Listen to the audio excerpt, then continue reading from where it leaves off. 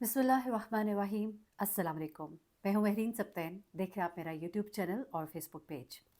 जैसा कि इस चैनल पर आपके साथ ऐसी कहानियाँ शेयर करती हूँ जहाँ आपके लिए कुछ सीखने के लिए हो। और आज की कहानी जो है ये बहुत ही इंपॉर्टेंट है। इसलिए इम्पॉर्टेंट है कि मियाँ बीवी जो है ये गाड़ी के दो पहिए हैं, कहा तो जाता है लेकिन समझा नहीं जाता।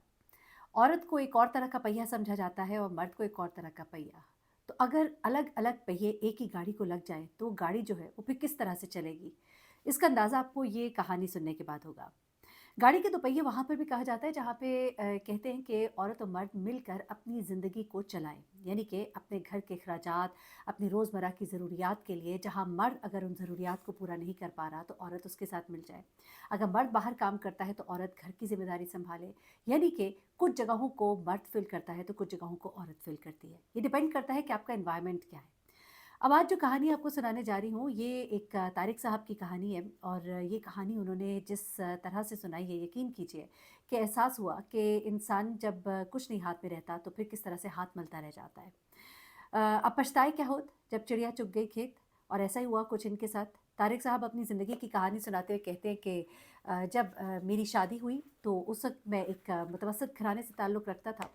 और पढ़ाई की इन्होंने एमसीएस किया कंप्यूटर साइंस में, और फिर इन्होंने जॉब की तलाश शुरू की। जिस तरह के होता है हमारे जितने भी बच्चे हैं पढ़ाई करते हैं उसके बाद जॉब की तलाश करते हैं, तो इसी तरह से इन्होंने भी जॉब की तलाश शुरू की।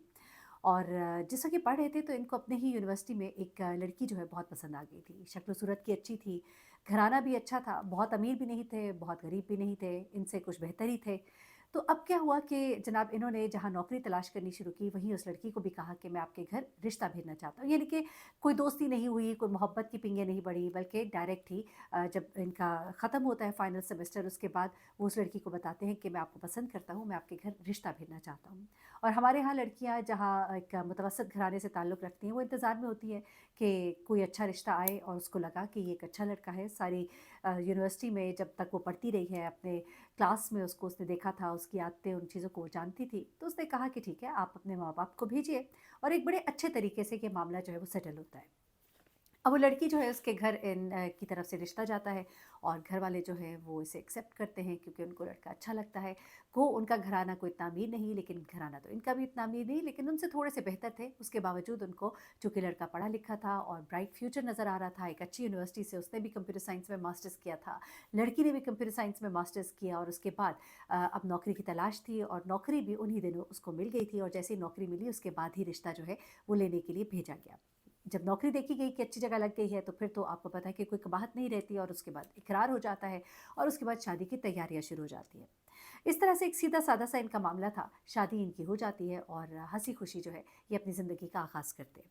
अब तारिक साहब कहते हैं कि जब मैंने अपनी ज़िंदगी का आगाज़ किया, क्योंकि मैं जानता था कि मैं एक मुतवसत घराने से हूँ और मुझे बिल्कुल ज़ीरो से स्टार्ट करना है, तो मेरे जहन में तो यही खाका था कि मेरी बीवी जो है वो भी मेरे साथ मिलकर शाना बशाना वो भी नौकरी करेगी, मैं भी करूँगा, और हम अपनी ज़िंदगी को आगे बढ़ाएंगे।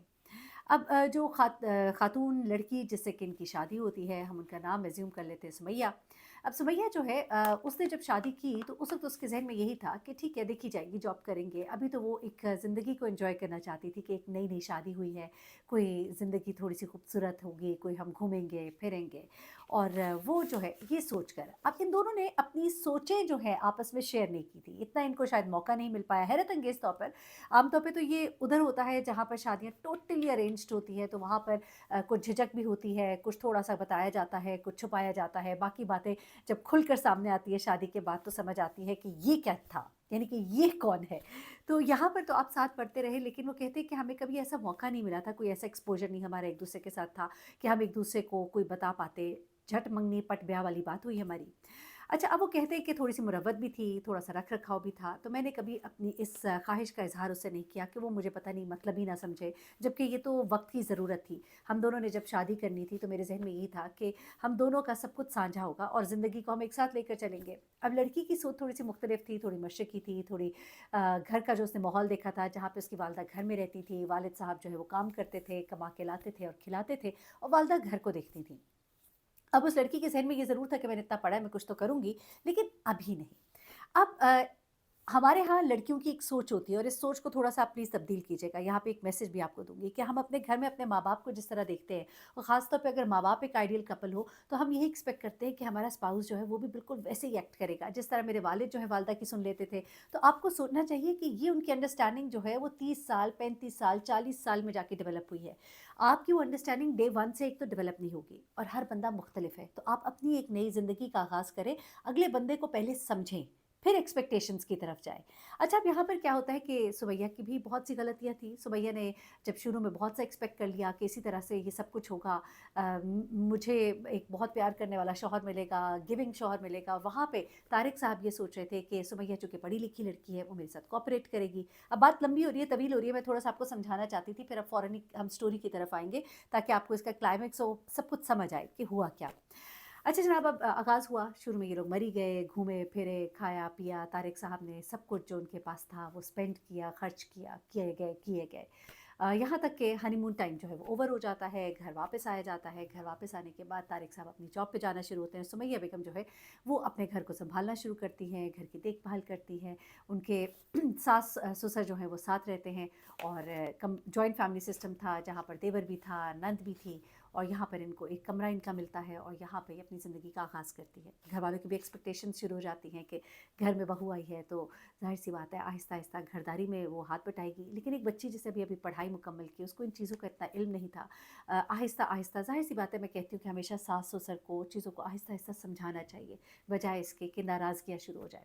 अच्छा, अब यहाँ पर ये मामला तो बाद में शुरू होता है, लेकिन अब तारिक साहब जो है, चूँकि वो जो घर पैसे लाते थे उसमें से कुछ तो है वो अपने वालिदैन के हाथ पे रखते थे जिन्होंने इतना पढ़ाया लिखाया, और ज़ाहिर सी बात है मैं समझती हूँ हर बेटे का फ़र्ज़ है कि अपने माँ बाप के जब वो कमाने के काबिल हो जाए तो उनका सहारा बने अगर उनको ज़रूरत है। हाँ, अगर कोई साहिब हैसियत है तब तो और बात है, लेकिन अपने माँ बाप के हाथ बटाना जो है ये एक औलाद का फ़र्ज़ है।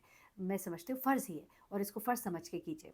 अब ज़ाहिर-सी बात है जब ज़रूरियात बढ़ती हैं, सुमैया बेगम जो हैं वो भी चाहती थी कि उनके ऊपर खर्च किया जाए।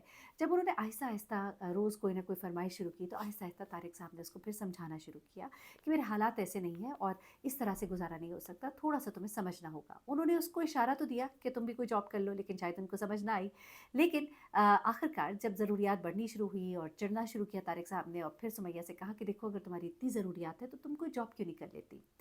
अब वो अंदाज़ उनका ऐसा था कि सुमैया को बुरा नहीं लगा, बल्कि उसने सोचा कि चलो मेरा शौहर जो है वो एतराज़ नहीं कर रहा, कई दफ़ा तो शौहर हमने सुना है कि एतराज़ करते हैं, तो अगर वो कहता है तो मैं जॉब कर लेती हूँ। अब सुमैया के ज़हन में तो यही था कि मैंने जो जॉब करनी है वो मैंने अपनी ज़ात के लिए करनी है। चलिए ये सिलसिला शुरू होता है, सुमैया अप्लाई करती है कुछ जगहों पर और फाइनली उसको कहीं से एक अच्छी जॉब के लिए कॉल आ जाती है। अच्छी जॉब के लिए कॉल आती है तो ज़ाहिर-सी बात है सुमैया के ज़हन में ये भी होता है कि अच्छा पहनूँगी, अच्छा तैयार होंगी, अच्छा खर्च करूँगी। तो जॉब शुरू होने से पहले ही वो अपने शौहर से अपनी डिमांड कर देती है पैसों की कि आप मुझे पैसे दीजिए, मैं कुछ कपड़े, वो कहता है चलो ठीक है, अच्छी बात है, अब जॉब शुरू हो रही है, ज़रा इसको खुश होना चाहिए, तारिक साहब खुश है और वो प्लानिंग करें कि हम दोनों जो है घर के हालात को बेहतर करेंगे। यहाँ पर सुमैया जो है उसकी आप समझ लीजिए नादानी थी, नासमझी थी, वो इन चीज़ों को तो अभी ना समझ पाई। एनीवे, उसने क्या किया कि जैसे ही उसे पैसे मिले उसने खूब अच्छे-अच्छे ड्रेसेस खरीदे, पर्स, जूते सब कुछ खरीद के और जनाब तैयार-श्यार होके, वो जो एक चाव होता है, एक जॉब का नया-नया शौक होता है। तारिक साहब तो अब जॉब अरसे से कर ही रहे थे और वो तो एक रूटीन मैटर हो गया था, लेकिन सुमैया के लिए नया एक्सपोज़र था और उसने उस चीज़ को बड़ा एन्जॉय करना शुरू कर दिया। अब जॉब पे वो जाती थी, वहाँ पे कोलीग्स होते थे, खाना-पीना, आपको पता है कि जब आप ऑफ़िस में होते हैं तो फिर लंच टाइम में कुछ मँगाते हैं, कभी छुट्टी टाइम पे कोई खाना-पीना हो जाता है। अब उनके शौहर उन्हें लेने के लिए आते थे, कभी-कभी वो उनको मना कर देती थी कि आज मत लेने आओ, आज हम खाना खाने जा रहे हैं, सारे जा रहे हैं तो चलो मैं भी चली जाऊँ, वो कहते चलो चली जाओ। वो चाहते थे कि ज़रा सुमैया खुश रहे। अब सुमैया बेगम खुश तो रह रही थी, लेकिन उसमें अखराजात जो है वो बढ़ते जा रहे थे, यहाँ तक कि जब उनकी पे आती है तो पे से ज़्यादा के तो उनके अखराजात हो जाते हैं, यानी कि कभी खाने-पीने पर, कभी कपड़ों पर, मियाँ अगर नहीं लेके जा रहे तो उबर का और ड्राइव जो उनको इस्तेमाल करनी पड़ती थी, और ये खर्चे जो हैं उनके टोटल ब्लैंक ज़ीरो हो जाता है। अच्छा, जब उन्होंने जॉब शुरू की तो अपने शौहर से पहले तो कपड़ों के लिए पैसे लिए, फिर उनसे कहा कि अब मैं जो आगे लूँगी ना ये मैं आपको पे बैक करूँगी। अब जब जॉब के बाद उनके शौहर जो है वो लिखते रहे, लिखते रहे, लिखते रहे और जब पैसे आते हैं उनके हाथ में तो पता लगता है कि उनके तो पैसे जो है वो शौहर को उससे कहीं ज़्यादा ओ करती हैं। अब यहाँ पर जो है थोड़ी-सी परेशानी होती है, सारे पैसे उनको पकड़ा देती है और शौहर भी थोड़े से नाराज़गी तो होती है, लेकिन बोलते कुछ नहीं है, लेकिन आहिस्ता दबे लफ्ज़ों में समझा देते हैं कि बेगम, हमें कुछ बचत भी करनी चाहिए, अगर इसी तरह से अखराजात करते रहे तो फिर मामलात जो हैं वो हमारे कुछ मामले मत समझ से बाहर हो जाएँगे। तो ये बात तो सुमैया बेगम को समझ आ जाती है और अगले महीने से वो थोड़ी-सी बचत करना शुरू कर देती है। अब यहाँ पर वो बचत तो कर रही होती है, लेकिन बचत के साथ जो शौक थे वो भी पूरे करने थे। अब ज़ाहिर-सी बात है खाने-पीने थोड़े कम कर दिए, थोड़ा और कुछ कर दिया, लेकिन कपड़े तो लेने हैं। अब कपड़े लेने हैं तो ऐसे में उनके साथ जो लड़कियाँ काम करती थीं, उनके जो उनकी फ्रेंड्स बन चुकी थीं, उनके पहनावे बहुत अच्छे थे। ब्रांडेड कपड़े पहनना, ब्रांडेड जूते पहनना, ब्रांडेड पर्स लेना, और फिर आपको पता है जो ब्रांड्स होते हैं वो तो बहुत महँगे होते हैं। आम ब्रांड्स तो 5-6 हज़ार का, 10-12 हज़ार का पर्स मिल जाता है, लेकिन अगर आप गुची, अरमानी और इस तरफ चले जाते हैं तो फिर तो लाखों की बातें होती हैं। तो यहाँ पर आकर फिर उनका जो इन्फीरियॉरिटी कॉम्प्लेक्स है वो बढ़ना शुरू हुआ और उन्होंने चाहा कि मैं अब अच्छी चीज़ खरीदूँ। तो अब जो उनकी पहली पे आती है तो जनाब वो उससे जाकर फ़ौरन ही ब्रांडेड शॉप्स जो थी वहाँ की बड़े यहाँ पे 2-4 आउटलेट्स हैं पाकिस्तान में भी कुछ ब्रांड्स के, तो वहाँ जाके वो 1-2 शॉपिंग करती हैं और पैसे उनके तमाम घर आती हैं, शौहर को खुशी-खुशी अपनी शॉपिंग दिखाती हैं और शौहर जो है उनके साथ हो जाती है ठीक-ठाक किस्म की लड़ाई। अब शौहर जो है अपना मुद्दा ज़ुबान पे ले आते हैं, कहते हैं कि नौकरी करने का मतलब ये नहीं था कि तुम इन अय्याशियों पे खर्च करो, बल्कि हम दोनों को मिलकर कुछ जोड़ना चाहिए, कल को हम कुछ बनाएँगे, कोई घर बनाएँगे, कोई बेहतर मुस्तकबिल होगा। 4-5 दिन नाराज़गी रहती है, एक-दूसरे से बातचीत बंद होती है और उसके बाद सुमैया बेगम को ये बात भी किसी हद तक समझ आ जाती है, लेकिन दिल में एक बाल आ जाता है। अब वो चीज़ों को इस तरह से तो बेदरेग खर्च नहीं करती, लेकिन थोड़ी खिंची-खिंची रहना शुरू हो जाती हैं। वो जो शौहर के आने पर उनके लिए चाय बना कर लाती थीं, खाना बनाकर लाती थीं, पूछती थीं उन्हें बार-बार, कभी-कभी उनके लिए बाहर से भी लेकर आती थीं, बल्कि तकरीबन रोज़ ही बाहर से ले आती थीं। अब वो चीज़ें भी आहिस्ता-आहिस्ता उन्होंने कर दी बंद। ये चीज़ जो है तारिक साहब को खिलना शुरू हुई और उन्होंने कहा कि बेगम वो जो पहले प्यार-मोहब्बत था बड़ा कम हो गया, तो उन्होंने कहा प्यार-मोहब्बत के लिए पैसा भी चाहिए होता है। तो साहब ने खामोशी इख्तियार कर ली और आफ़ियत जानी कि मैं इसको ज़्यादा ना ही छेड़ूँ। लेकिन बात यहाँ पर ख़त्म नहीं होती। बात यहाँ पर बढ़ना शुरू हो जाती है जब घर के मामलात में भी वो नहीं बिल्कुल ही इंटरेस्ट लेती, तो सास साहिबा जो हैं वो भी थोड़ा-सा नाराज़ होती हैं कि ना हमें कुछ दिया, अपना ही बनाया, अपना ही खाया, अपना ही सोए, हम आए तो नौकरों की तरह खाना रखा, इन्होंने खाया और ये सब कुछ। अब आहिस्ता-आहिस्ता शौहर को कहना शुरू करते हैं और शौहर को भी ये बात बुरी लगती है और फिर वो बेगम के गोशगुज़ार करते हैं और बेगम जो है उन्हें बुरा तो लगता है, लेकिन उन्हें समझ आ जाती है कि अब ये भी करना ही पड़ेगा वरना मामलात जो है हमारे दरमियान ख़राब होते जाएँगे। 1-2 और लड़ाइयाँ होती है और उसके बाद आहिस्ता-आहिस्ता बेगम जो है वो खाना किचन की तरफ भी ध्यान देना शुरू कर देती है। ऐसे में अब जॉब चल रही है और जॉब के साथ बचत जो है बड़ी मुश्किल से हो पा रही है और ऐसे में पार्टीज़ और ये चीज़ें भी चल रही हैं, कभी-कभी खाने, कभी इस तरह की चीज़ें। अब आहिस्ता-आहिस्ता उन्होंने अपनी किफ़ायत-चारी से कुछ चीज़ें तो जमा कर ली और खूबसूरत रहने के और अच्छा पहनने के ढंग सलीके तो उन्हें आते ही थे। तो अब सुमैया चूँकि खूबसूरत लड़की थी और साथ में उसको पहनना-ओढ़ना भी अच्छा आता था, तो उसने अपने तरीकों से चीज़ें अच्छी-अच्छी पहननी, अच्छा तैयार होना। अब शौहर को थोड़ा-थोड़ा अजीब-सा लगना शुरू हो गया था। तारिक कहते हैं कि मुझे लगता था कि ये जो इतने कपड़े बना रही है, पहले तो इससे कम कपड़े बनाती थी, लेकिन पैसे सारे लग जाते थे, लेकिन अब पैसे बच भी जाते हैं और ये कपड़े भी बना लेती है, मेकअप भी अब खूब करती है, पहले से भी ज़्यादा अच्छे तैयार होती है। अब आहिस्ता-आहिस्ता जो है, इसका जो फ्रेंड सर्कल है, वो बढ़ रहा था और घूमना-फिरना और कई दफ़ा तो दोस्त ही खिला देते थे। ये सब कुछ भी हो रहा है, तो ये थोड़ी चीज़ें उन्हें खटकना शुरू हो गई। अब एक दिन क्या होता है कि तारिक साहब कहते हैं कि बेगम मेरी वॉशरूम कहीं गई, उनका फ़ोन पड़ा हुआ था। मैंने ऐसे उनका फ़ोन उठा लिया, मेरी नीयत कोई ऐसी नहीं थी, लेकिन वो कहते हैं कि फ़ोन जब मैंने उठाया, तो फ़ोन पे लॉक लगा था। ये चीज़ मुझे बड़ी अजीब लगी क्योंकि पहले शुरू में सुमैया जो है फ़ोन को लॉक नहीं करती थी। सुमैया बेगम जब बाहर आई तो मैंने उसका फ़ोन पकड़ा हुआ था, उन्होंने मुझे हैरत से देखा और कहा कि आपने कोई फ़ोन करना है? तो मैंने कहा नहीं, मैं ऐसे देख रहा था, मेरे फ़ोन में कुछ प्रॉब्लम आया, मैंने कहा ज़रा देखूँ तुम्हारे फ़ोन से चेक करूँ, तो तुम्हारे फ़ोन को तो लॉक लगा है। तो सुमैया बेगम ने कहा लाइए दीजिए, मैं फ़ोन का लॉक खोल देती हूँ। तो ये बात वो कहते मुझे नागवार गुज़री, मैंने कहा मुझे बता दो।